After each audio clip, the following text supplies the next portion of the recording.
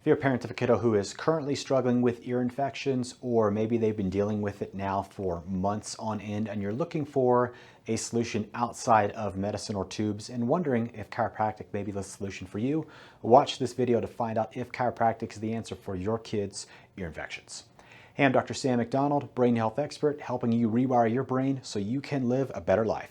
If you love this content, make sure to like and subscribe so you get the notifications for each week's new video. So the burning question in this video is, can chiropractic help with ear infections? Well, to let the cat out of the bag very early, the answer is yes, it can. But the better question is how?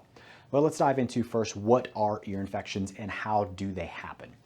So ear infections can be categorized in two terms, acute or chronic. Acute meaning a couple days. Chronic usually means that they're happening in succession of a 5-month span. So your kiddo gets an ear infection about once a month or more for 5 consecutive months. So how do ear infections happen and what are they? Well, an ear infection is where a virus or bacteria, usually both, sets up shop inside of the eustachian tube, or the tube that drains from the ear down into the back of the throat. Now, ear infections are primarily caused, about 95% are caused because of a plumbing problem. This eustachian tube has a rhythmic pumping action to it, like most things in our body. And when it becomes stagnant, or when it becomes blocked, think of like a plumbing problem or a pipe in your house.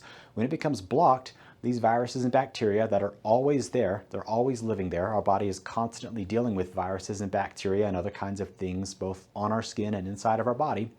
When this starts to stagnate and build up, this fluid builds up in the ear, and these things set up shop and they start to replicate and multiply.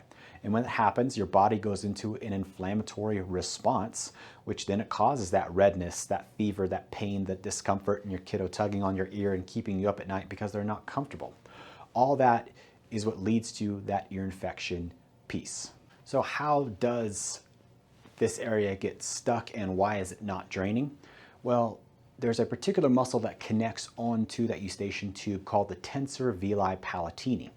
This muscle is what creates that rhythmic draining motion in the eustachian tube, where it ultimately drains down into the back of the throat, which in most healthy cases, what's going to happen is that tube's going to be cleaning itself or draining all the time, and it drains right down into the esophagus, into the stomach, where these critters are burned up by the stomach acid. But the question is, why is that not happening? Well, again, up at that upper cervical area, this is your brainstem area here, there is a bone that surrounds that brainstem called your atlas bone.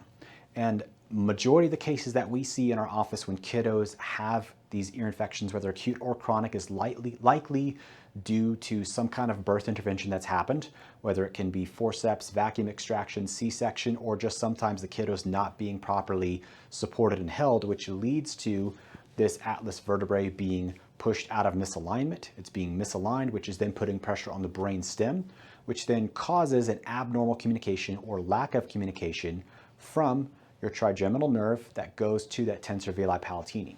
Well, when nerve supply is cut off to a particular muscle, it's not going to function the way that it should, which then is going to lead to that eustachian tube clogging and backing up and everything else. So what chiropractic does is start to restore motion to that particular bone in the neck, that atlas bone, which then takes pressure or lets that nerve communication flow properly, which then allows that tensor veli palatini to return to its natural function, which leads to the ear infection going away, because now the eustachian tube again is draining, which it clears up as the body starts to now activate the immune system in a normal, healthy way. So an inside view here, or something that we're kind of always looking for when it comes to ear infections, is that we're looking at what's also happening to the kiddo prior to these ear infections happening.